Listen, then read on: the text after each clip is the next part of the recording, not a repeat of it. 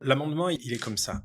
Il prévoit de donner une exonération sur tous les revenus étrangers et israéliens les 2 premières années. Donc Donc on on paye pas d'impôt, on sera imposé à 0%. Ensuite, sur les revenus israéliens, puisque les revenus, de source étrangère tomberont sous le coup de la loi des 10 ans. Sur les revenus, israéliens, on payera 10% d'impôts la troisième année, 20% d'impôts la quatrième année et 30% d'impôts la cinquième année.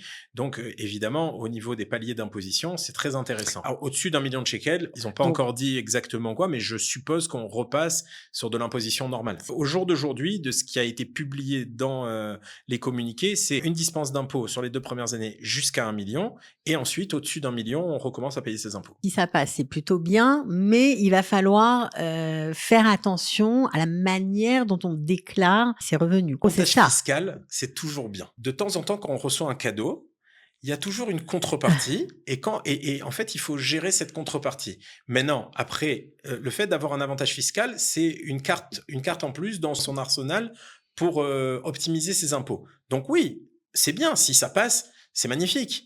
Mais il faudra, que chaque pays, suivant les relations, avec Israël, ce qui a marqué dans les conventions, il faudra que chaque pays vérifie comment utiliser cet avantage fiscal pour pas que, au final, ce soit à son désavantage.